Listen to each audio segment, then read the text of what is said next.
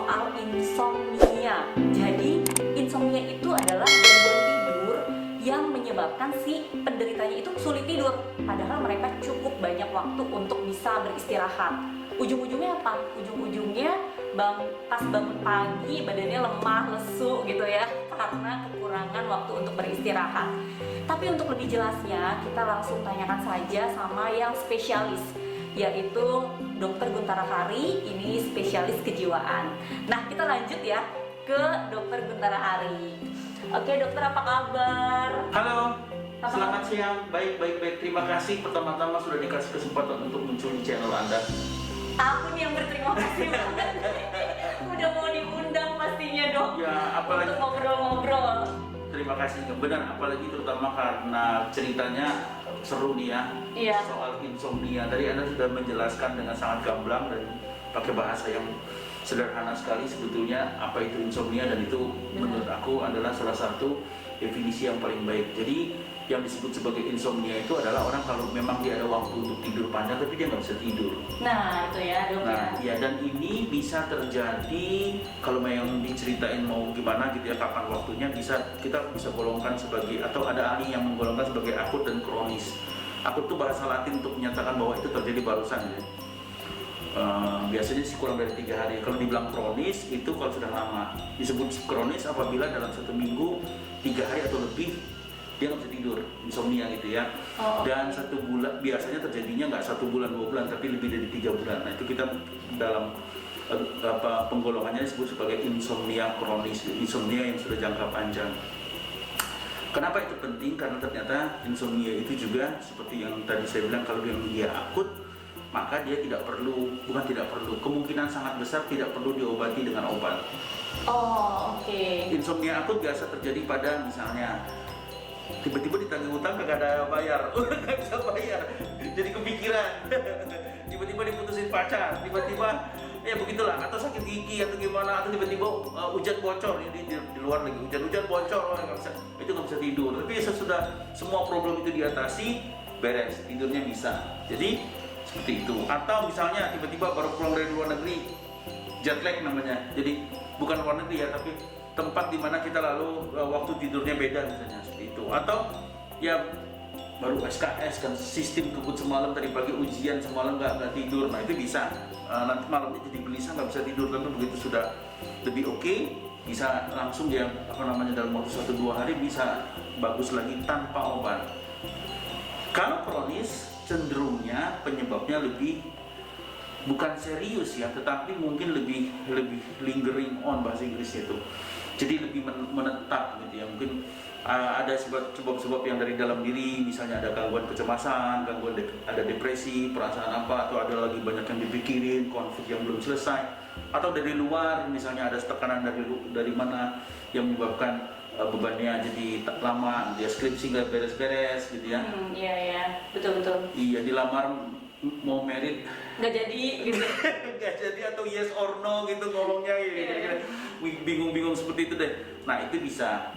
Nah untuk yang hal seperti itu, selain kita mengatasi gejalanya, selain mengatasi penyebabnya, kita mengatasi juga gejalanya dengan biasanya sih sering dipakai obat.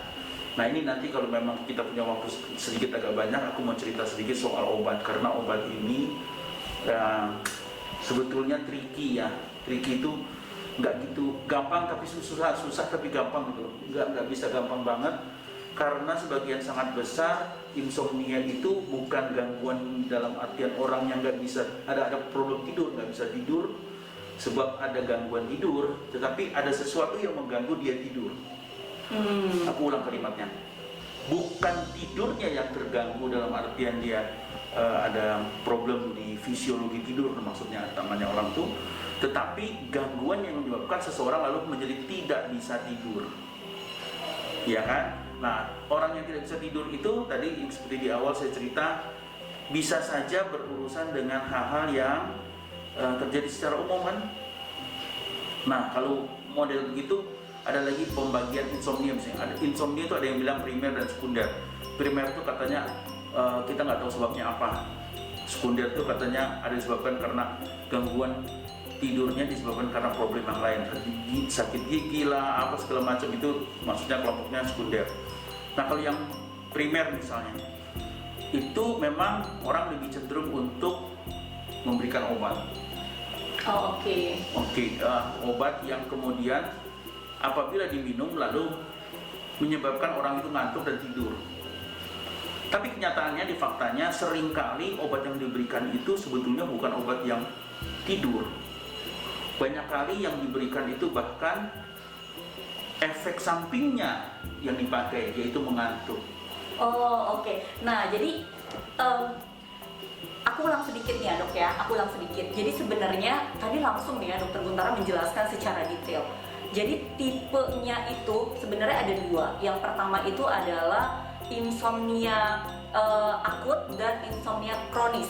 Kalau akut itu cepet, kalau kronis itu berlangsungnya udah sangat lama. Jadi kayak berbulan-bulan mengalami hal ini, yang akhirnya biasanya kalau si insomnia kronis ini baru biasanya pergi ke dokter ya dok ya. Jadi dia langsung membutuhkan obat nih. Mereka menganggapnya sebenarnya membutuhkan obat, tapi penyebabnya ternyata dibagi lagi kategorinya.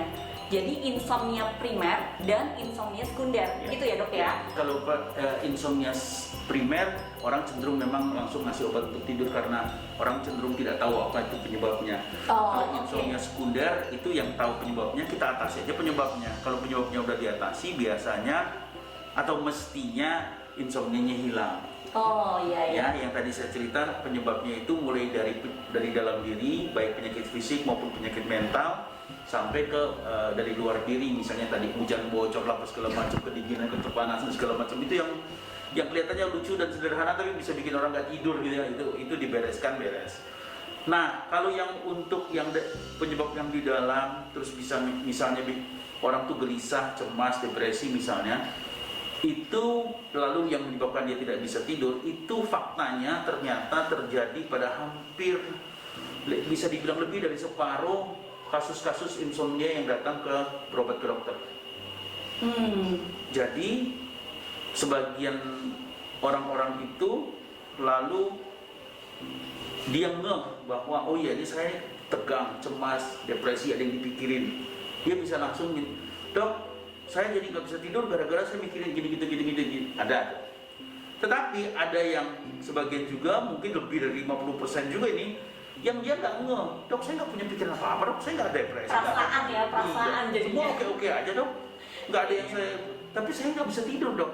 Tapi terus dokternya dia wawancara, ini ada cemas nih sebetulnya, ada yang dia pikirin nih, tapi tetap dia tekan dengan saya ada masalah sih dok, tapi saya sudah bisa handle dok. Saya curiga sama istri saya ada gimana dok, tapi saya udah amankan dok gitu kan. Utang ada sih dok, tapi saya sudah punya rencana untuk membayar, tapi masih belum kebayar belum gitu. Sama kayak anak sekolah, dok ujian akan banyak nih dok, tapi saya sudah belajar sih, cuman ya masih nggak enak, masih tetap gelisah padahal saya sudah belajar gitu. Jadi ada karena orang itu bisa mikir dalam tanda kutip, dia menekan perasaan cemas dan khawatir dan takutnya sampai ke tahap dia dalam hal ini bisa dibilang agak-agak denial deh dengan penyebabnya itu. Nah itu tapi masih menyebabkan dia nggak bisa tidur. Datanglah ke dokter. Banyak dokter yang lalu melihat itu, lalu mulai meresepkan obat-obat yang sebetulnya adalah anti cemas, tapi punya efek mengantuk yang kuat. Oke. Nah berarti kan obat-obat itu digunakan untuk mengatasi sesuatu hal yang menyebabkan orang tidak bisa tidur. Sesuatu hal itu diangkat, diatasi, orangnya jadi tidur. Itu tadi maksudnya. Nah, jadi udah lebih ngerti ya teman-teman ya di sini ya pembahasannya. Nah ini memang ada beberapa pertanyaan nih dok dari beberapa teman-teman. Tadi kan udah dijelasin sebenarnya kayak tipenya, faktor-faktornya apa aja, lebih dijelasin seperti itu. Sekarang ada pertanyaan, bahaya nggak sih untuk kesehatan mental kita dok yang mengalami insomnia ini dok? Itu pertanyaan sangat penting tapi sangat susah jawabnya gitu. Kenapa? Karena lalu pertanyaan itu nyambungnya ke banyak hal. Misalnya tadi penjelasan saya soal bahwa tidak bisa tidurnya karena kecemasan, karena depresi. Kalau hanya diberikan obat yang mengatasi kecemasan dan depresi sebagai gejala, jadi minum obat cemasnya hilang dan segala macam terus bisa tidur, problemnya sendiri, cemasnya sendiri, depresinya sendiri kan nggak teratasi. Itu kan terus. Nah, dalam ilmu kedokteran jiwa itu kita kenal tuh namanya depresi aja ada 3 tuh. Depresi ringan, depresi sedang, depresi berat. Dan namanya depresi ringan loncat ke sedang, loncat ke berat itu bukan hal yang sulit, bukan hal yang jarang terjadi, sering banget itu. Karena tadi salah satunya orangnya bukan dicuekin ya, tapi kayak diredam, dianggap nggak apa-apa, saya masih bisa handle, saya masih kuat. Diabaikan atau lebih ke arah disangkal. Karena dia bilang saya bisa kok, saya masih tegar kok, saya masih kuat kok, saya masih bisa tahan. Tapi depresinya makin dari ringan jadi sedang, jadi berat, yang diikuti oleh gejala tidurnya misalnya jadi gelisah terus, nggak bisa tidur. Pola makannya jadi makin lama makin nafsu makan masih kurang gitu ya. Orangnya makin lama makin emosional. Nah, kalau untuk yang kebetulan khusus untuk tidur ini, dia akhirnya makan obat itu terus-terusan dong. Oh iya, betul. Nah, seolah-olah ketergantungan.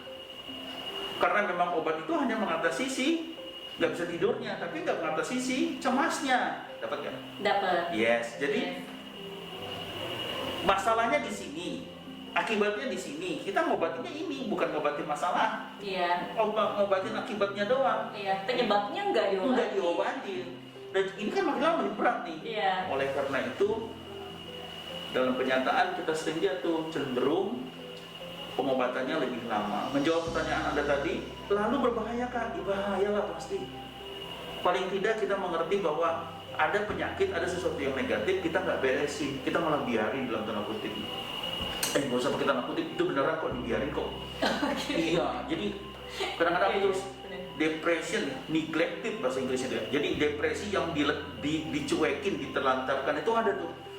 Bukan karena apa-apa, biasanya sih karena itu tadi merasa tegar dan kuat dan apa.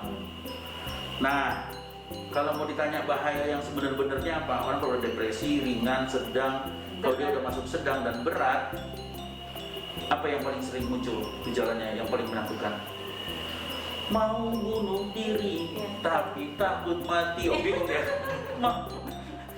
Mau bunuh diri tapi susah, mau hidup tapi nggak enak. Aduh, bener-bener bingung dia kan? Iya. Jadi sampai ada lagu.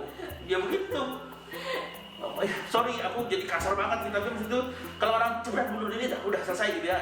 Si yang bersangkutan meninggal gitu ya, oke. Tapi kalau dia tanggung-tanggung gimana? Itu yang merusak diri sendiri, merusak orang lain. Kadang-kadang itu apa namanya self harming gitu ya. Muncul semua, jadi emosian, marah segala macam, tidak bisa tidur lagi. Terus ada gangguan terpicu untuk pakai alkohol, pakai obat-obatan yang nafza segala macam atau obat-obat tidur tadi tambah.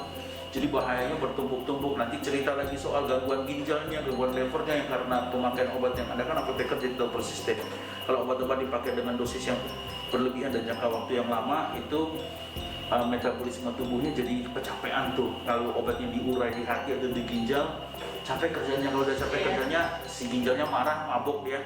Gue berhenti istirahat ya. Jadi udah ginjalnya repot dah kalau udah istirahat kita. Betul. Repot kan? Nah, itu bahayanya. Dan ini aku harus pakai tarik nafas nih, karena kita nggak pernah tahu seberapa cepat itu bahaya bisa muncul.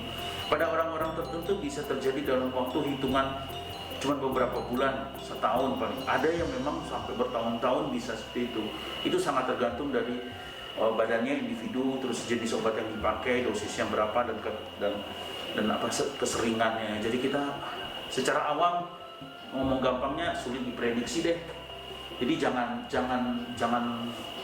membiarkan kalau ada pola itu, karena kita nggak tahu seberapa kerusakan yang sudah terjadi. Jadi bahaya ya. Nah, tadi udah dijelasin. Sekarang masalah terapi dan pengobatannya. Tapi terapi dan pengobatannya juga tadi sebenarnya udah dijelasin. Jadi ini pertanyaan sebenarnya udah dijawab. Oke. Tapi paling tidak saya harus bilang begini. Sebetulnya hampir semua problem, apalagi terutama problem untuk kesehatan jiwa dan terutama untuk insomnia ini, kita langsung bagi kedua hal gitu ya. Kalau untuk pengobatannya gimana? Satu, kita cari atasi akibat, yaitu tidak bisa tidurnya. Nah tadi bisa dua macam kan, apakah memang hanya diubah pola tidurnya, pola aktivitas sehari-harinya, segala macam bisa, atau pakai obat untuk mengatasi akibatnya, yaitu tidak bisa tidurnya tadi sendiri. Lalu nomor 2 penyebab. Nah penyebabnya itu diatasi. Kalau ada sakit fisiknya diatasi. Nyeri ulu hati, asam lambung meningkat, sering sesak napas, gangguan asma, segala macam bisa. Luka, ya, sakit gigi, lagi ada luka di badan, di fisik yang lalu menyebabkan rasa nyeri, minum obat anti nyeri, nyerinya hilang, orang yang bisa tidur, itu semua diatasi. Atau cemas, depresi, gitu ya, diatasi. Putus cinta, diatasi, cari yang baru maksudnya, diatasi juga, misalnya segala macam deh. Nah itu sudah diatasi, mestinya sih kalau penyebabnya diatasi, akibatnya hilang, ya kan? Iya. Tanpa jadi tergantung pada obat-obat yang memang digunakan untuk mengatasi akibatnya semua. Oke, jadi balik lagi untuk pengobatannya gimana? Jadi tadi udah jelasin juga sama Dokter Guntara ada 2 jenis ya secara pengobatan. Yang diobati itu adalah akibatnya atau yang diobati adalah penyebabnya. Seperti itu kurang lebih. Nah kalau yang diobati itu adalah akibatnya, jadi dikasihlah obat, istilahnya seperti itulah ya, kasih obat yang bisa membuat orang tersebut menjadi bisa mudah tidur. Tapi kalau yang diobati itu adalah penyebabnya, tergantung penyebabnya apa. Kalau karena sakit yang tadi dokter jelasin, ya dikasih obat nyerinya, dikasih obat mahnya, kurang lebih seperti itu ya dokter ya. Nah kita balik lagi ke masalah obat yang biasa, karena di sini channel obat ya teman-teman ya. Jadi kita balik lagi nih ke masalah obat yang biasa dokter resepkan biasanya. Biasanya ini dokter kejiwaan akan banyak meresepkan yang namanya Sanak, dok.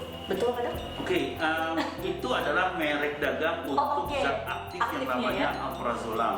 Abaikan mereknya ya. Oke, very good. Nah, alprazolam itu masuk dalam gerombolan atau kelompok yang namanya benzodiazepin. Benzodiazepin itu adalah suatu golongan yang biasanya digunakan untuk mengatasi gangguan cemas. Tapi yang secara awam perlu diingat adalah kelompok atau gerombolan atau kelompok benzodiazepin ini ada efek yang cukup mengganggu ya, cukup harus diwaspadai, yaitu kecenderungan dia untuk bisa menyebabkan ketergantungan atau adiksi secara kimiawi.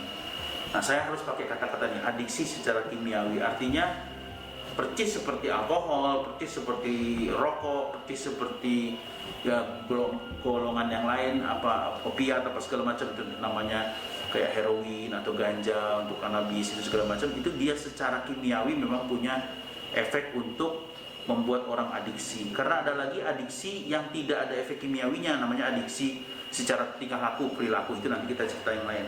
Nah adiksi yang kimiawi ini kalau sudah kena itu memang ya sulit banget diatasi gitu ya, karena secara kimiawi badan kita, otak kita sudah terpengaruh gitu, ada perubahan dalam otak yang menyebabkan hal itu menjadi sesuatu yang tidak gampang dirubah dan harus pakai jangka waktu lama. Jadi itu yang pertama kali harus dihindari. Bagaimana cara menghindarinya? Cara menghindarinya adalah dengan mengetahui kenapa itu bisa terjadi, yaitu kalau penggunaannya lewat dari waktu yang biasa dan dosis yang lebih tinggi dari yang biasa, dan kemudian yang ketiga ya tidak sesuai dengan yang dimaksudkan. Misalnya alprazolam itu sebetulnya adalah obat yang digunakan sebagai anti cemas, dan bisa saya kasih promosi dikit gitu ya, namanya alprazolam itu sampai detik ini masih dianggap orang itu maksudnya para ahli sebagai satu-satunya atau zat yang paling hebat mengatasi gangguan cemas. Jadi paling sering dipakai alprazolam di dunia ini untuk mengatasi gangguan cemas. Sedemikian sehingga penggunaannya sangat banyak, sangat lumrah.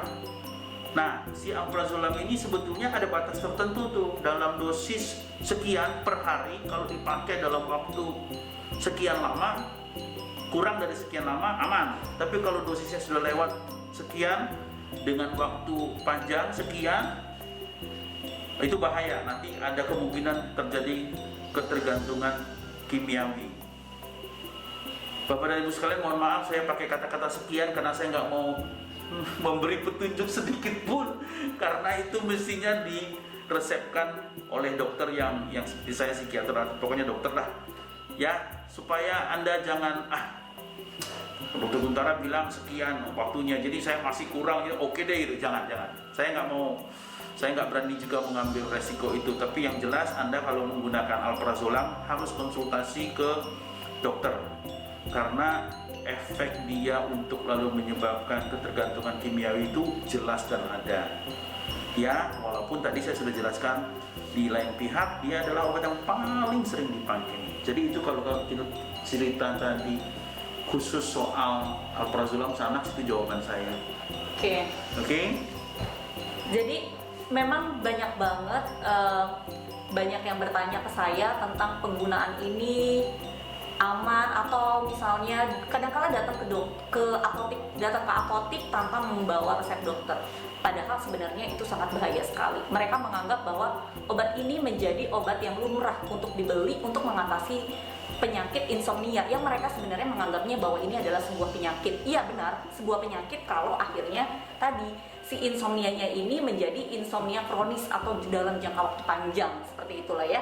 Kalau dalam jangka waktu pendek karena utang, karena dan lain-lain diputusin, ya itu tetap masih bisa diatasi sebenarnya. Jadi memang pesan di sini adalah hati-hati memang dalam penggunaan obat yang tanpa menggunakan resep dokter. Apalagi kalau kalian merasa bahwa saya ada insomnia, datang ke apotik langsung membeli si obat ini, yang itu sebenarnya sangat dilarang teman-teman. Jadi itu nggak boleh. Tadi dokter juga udah jelasin, intinya adalah langsung konsultasi dulu ke dokter pastinya.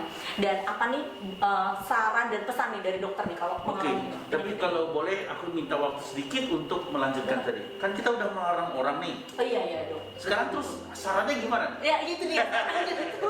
Jadi walaupun tanpa penggunaan si alprazolam itu, atau walaupun tanpa penggunaan seperti yang Bapak dan Ibu inginkan, penggunaan alprazolam itu masih bisa digunakan dengan aturan yang sesuai dari dokter. Atau sebetulnya ada banyak zat lain yang bukan dari golongan itu, atau yang bukan alprazolam, yang bisa digunakan, yang efektivitasnya juga cukup bagus untuk bisa mengatasi insomnia.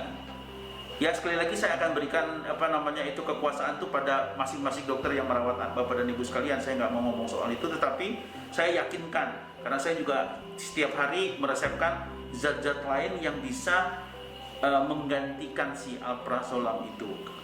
Atau saya menggunakan alprazolam dengan dosis yang benar-benar ketat. Jadi jangan khawatir Bapak dan Ibu sekalian, tanpa Anda menggunakan si alprazolam itu sendiri, masih banyak cara dan metode untuk bisa membantu Anda mengatasi. Gitu ya kira-kira ya? Iya. Nah, terus apa lagi nih? Nah, kata akhir. Kok cepet bener berakhir? Oke. Oke, kata akhir. Nomor 1, atasi kecemasannya gitu. Ya, insomnia itu adalah sebetulnya hanya satu kata dalam bahasa Latin yang artinya dalam bahasa Indonesia nggak bisa tidur. Nah, terus kenapa penyebabnya? Itu harus cari tahu. Nomor 2, bagaimana cara mengatasinya? Itu yang harus dicari tahu.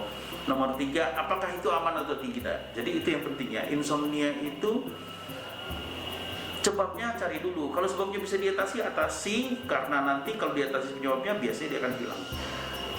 Kalau dia bisa berlangsung lama, terus harus pakai obat, ya pastikan berobat di tempat yang betul ya, yang sesuai supaya bisa aman.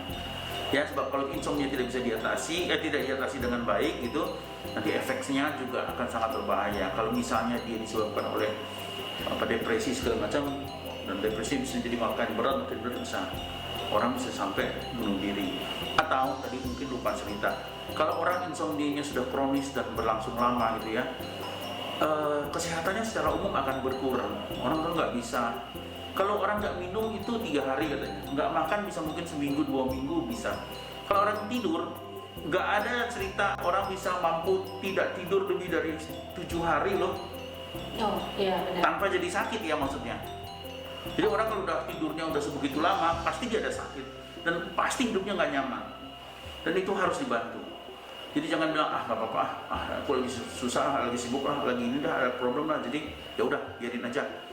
Atau itu tadi, oh ya kemarin saya ada pasien satu, dok saya selama ini kira-kira udah 3-4 bulan nih kalau tiap malam saya minum alkohol. Kenapa Pak? Supaya mabuk dan bisa tidur. Itu salah juga. Ya itu yang tadi saya bilang. Nanti akhirnya kesehatan pun akan turun. Gara-gara insomnia, dan juga insomnia kalau diatasi dengan cara yang salah juga menyebabkan penurunan kesehatan. Jadi ingat, cari bantuan. Kalau memang Anda merasa bahwa insomnia yang sudah Anda alami itu sudah lebih dari hanya sebagai insomnia akut dan penyebabnya sudah diatasi tapi masih problem insomnia belum hilang gitu. Oke teman-teman, penjelasannya udah sangat detail banget, jadi aku juga udah gak bisa berkata apa-apa teman-teman. Lebih ke situ udah didetailkan. Jadi kalau kalian menganggap video ini sangat bermanfaat, ya jangan lupa untuk share video ini ke teman-teman kalian yang membutuhkan pastinya. Dan jangan lupa untuk komen kalau kalian ada pertanyaan, atau kalian bisa langsung kunjungi di tempat praktek Dokter Guntara, yaitu di Rumah Sakit Betsaida, dan nanti aku tulis di jadwalnya di kolom ya teman-teman ya, di kolom deskripsi. Nah demikian teman-teman, semoga video ini bermanfaat. Sampai jumpa lagi di video saya selanjutnya.